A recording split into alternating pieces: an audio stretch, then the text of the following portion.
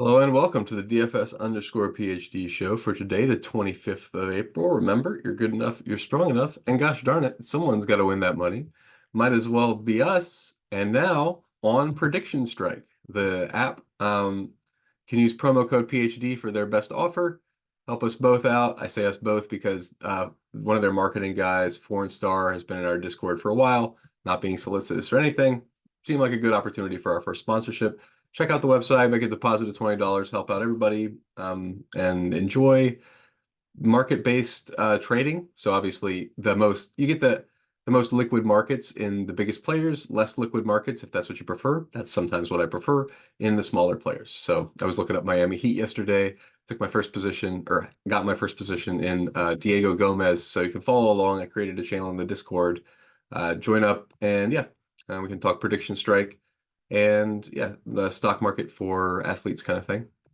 Seems like, yeah, anytime you get deposit bonuses, that's a good thing. You want to multiply your free money. That's why I'm doing a lot of pick six this week as well. I don't know how long I'm going to get 100% free bets every single day for the entire playoffs. So you'll probably see a pick six video in addition to the prediction strike video coming right up. But for today's slate, big stands. That's what it's about at this stage in the game. If you're still playing, you need to take some big stands. Number one, if Josh Hart's 15% owned, you're crazy people. All of you crazy people. What are you doing out there? I mean, I don't know. I don't think more than 15% of y'all watch my videos anyway. I don't think I'm gonna move the needle. You're nuts. He's gonna play 48 minutes. He could get 7x easy, just like getting all those rebounds. They're leaving him open from three. Oh, are they gonna go double him? No, they don't have another option. Other things, like what's going on with Josh Hart or Hartenstein? 24 minutes? What's going on? Are you guys unfamiliar with Tibbs' game? Like, I was going to pull this up. What happened in the last game? Like, the dude played a lot of minutes, right? Hartenstein, 30 minutes. Yeah. I mean, like, 24 minutes. That's nuts. What are you projecting him for that? It's crazy. I mean, Mitchell Robinson had a good game. Yeah. Do I have a fork? Yes. I have Mitchell Robinson shares too in here. Let's have a look. Where is he winding up? Yeah. I have 30% Mitchell Robinson. He's a great play. That's the thing. Last slate, Mitchell Robinson, massive chalk. Terrible, terrible game. Yeah, he's a backup center. I get it. He's not like a smash play. This is a 3-game slate though. And Hartenstein getting in foul trouble against Embiid is a high probability event. It's not like a massive probability event, but it's one you have to plan for, even if you're running like 20, 40 lineups. You can't just be like, oh yeah, Mitchell Robinson's never going to get there. He's banned. That's how you lose. That's not winning behavior. So anyway, the you don't ban Mitchell Robinson. He's back in it. I'm 3x the field if you guys are really 8%. These are my biggest disagreements. Hart, Mitchell Robinson. How are any Knicks low owned? Like you know this guy. Tibbs is a crazy person. Like if something's working, he's not like let's tinker. He goes right at it all the time until you make him change. That's like the only good thing about Tibbs. So anyway, I think he's going to be the same person he always is. Now, you can't count on that for Orlando. I don't know what to think. If this rotation was crazy, it's going to be crazy again. I don't feel comfortable projecting Isaac for like 26 minutes. I mean, what did he get did he get that in the last game? He might have. He's still a pretty good play. But yeah, he didn't close and he didn't come back in for a final shift and he still got 20 minutes. That's the thing. I don't think 26 because that they weren't running like the Bankero was in there till the end. Suggs came back. When Suggs was out, they did run a rotation that included Wagner and Anthony and Carter like on the floor together at times. You couldn't play with that if you want to, but Suggs is projected to be in with no minutes limit at this point in the day, so I am not going to be on that team. And I'm not going to have many of the fringe guys. I mean, okay, that's a lot of Mo Wagner. If Mo Wagner's coming off, how many minutes did he get off the bench? He got a fair number, 21. That's a good number of minutes for Mo Wagner.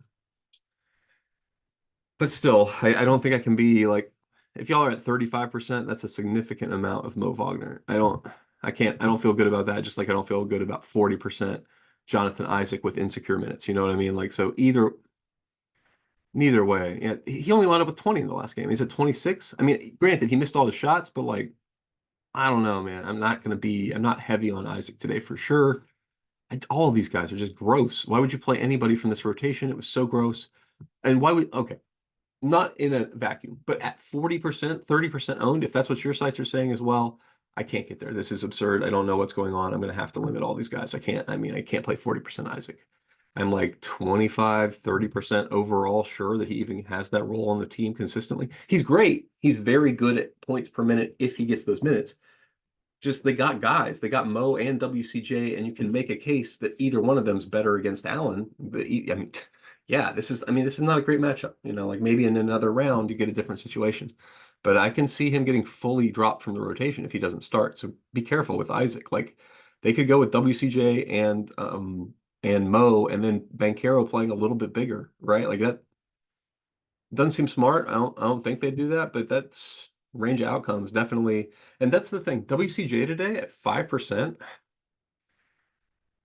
They just don't like playing the guy. I think he's fine. I mean, it's particularly playing against these guys. He's a good comp defensively for the guys they're playing against. So for me, I would start WCJ, run him into the ground until he gets in foul trouble, and then bring in Isaac as the energy guy. But. Oh yeah, I forgot. I was on Twitter yelling about the Celtics. You can check that out on Twitter. But basically, like if you're a dominant team, you don't play like that. You don't play like jacking up threes. Took 18 threes in the first quarter of the first game, and yeah, they won that game because they hit all their shots. But that's not smart. And anyway, like you need to be able to play inside out if you're a dominant team.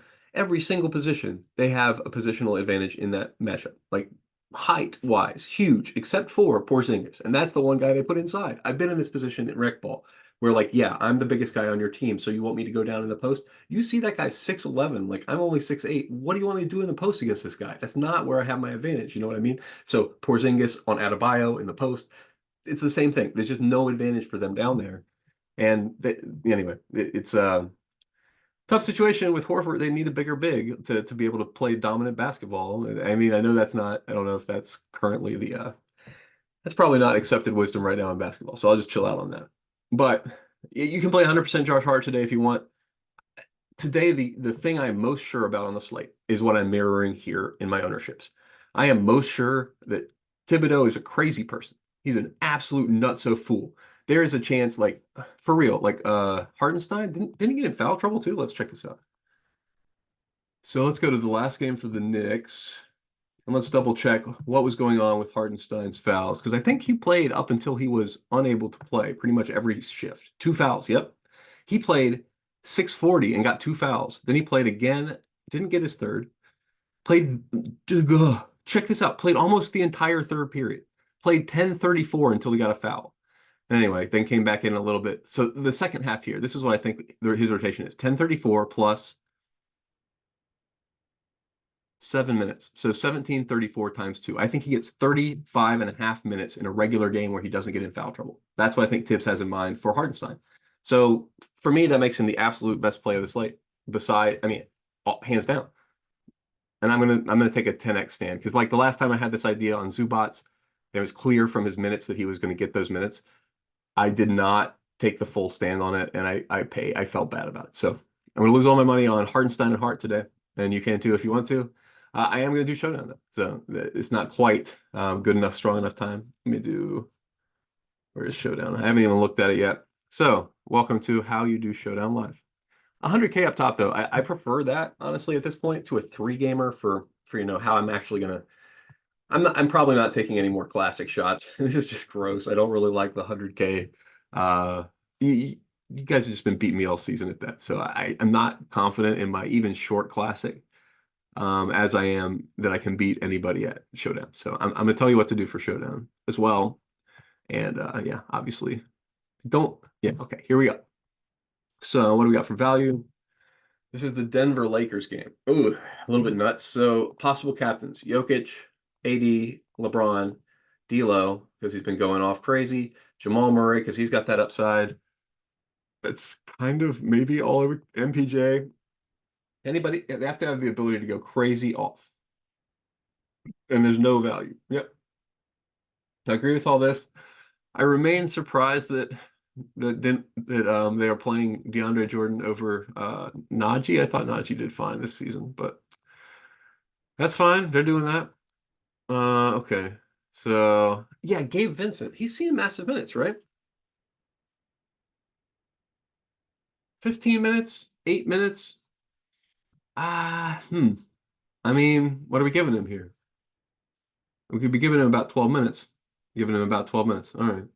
He's been a low usage guy, but he's just been missing shots. He's not really a low usage guy. Yeah, like in 8 minutes or in 12 minutes, you can see, yeah, trying to convince myself to play some Gabe Vincent in the playoffs just because he was on the Highsmith team, so I got the Highsmith jersey, but Gabe Vincent remains in my good graces forever as a result. But I can't 30% unclick, man. Unclick. 30%. Ugh, what are y'all doing? All right. Peyton Watson. He got minutes, man. And he did well. He's the kind of guy I can see getting extended in a matchup because he looked great out there in that game. Let's look at that. How many minutes did he wind up with? Because you could see him getting those minutes again. 12. Okay, yeah, you could see him getting 12 minutes. Wow. I didn't notice how condensed the Nuggets rotation was. That is really condensed.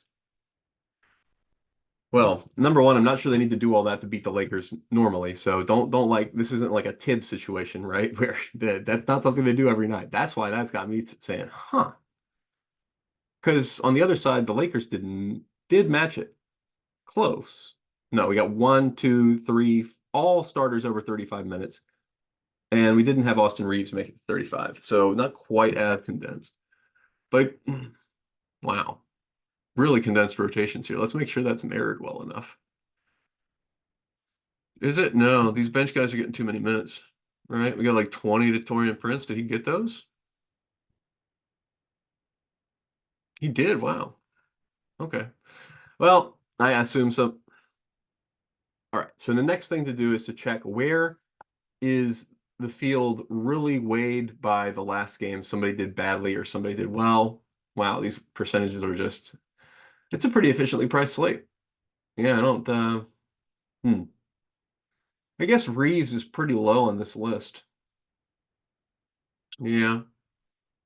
I can convince myself to play some Captain Reeves probably at 5%, just because you've seen the games where he takes over. That's definitely a possibility.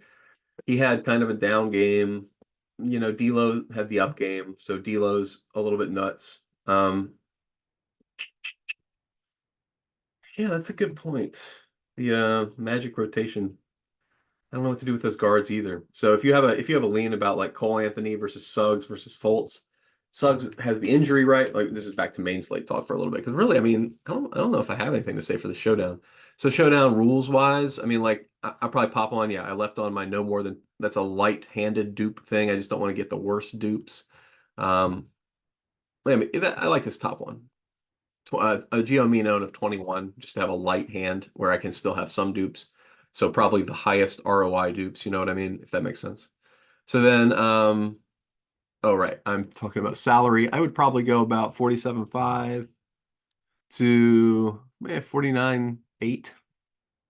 Just because the worst dupes are just like if you use all of your salary. Obviously, like there are other cases where there weren't possibilities and it's like 300 left over. So if there's a common one of those, you need to figure out maybe a handle for that.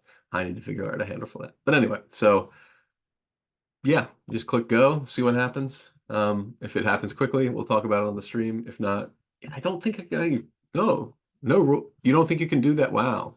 It doesn't think it can do the one rule I have, which is limit dupes. Okay, well, don't worry about limiting dupes then. If you're going to limit dupes, you're going to have to take stand. You have to have weirder players. Is basically what it's saying to me. It's saying you don't have weird enough captains in this mix. You don't have weird enough guys. I simply can't make a lineup that meets your conditions. So makes sense. Well, yeah, I think that's about all I got. No, it's going to give me an actual some SaberSim thoughts on it. Okay, that's very few lineups. Interesting. So yeah, guess you can't make that many.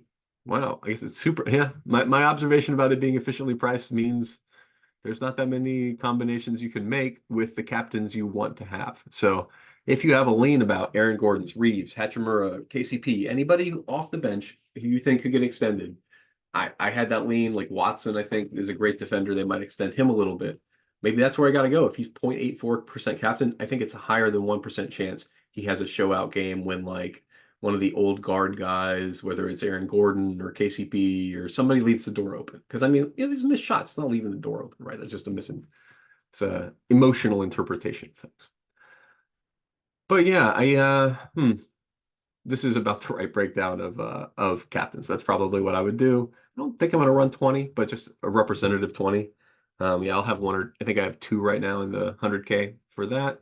And yeah, probably be Jokic captain because Jokic captain is just like a bunch of points. That's like an extra guy or two, unless something unforeseen happens. And yes, price wise, even price wise, he's still probably the best value on the slate. I haven't adjusted this up.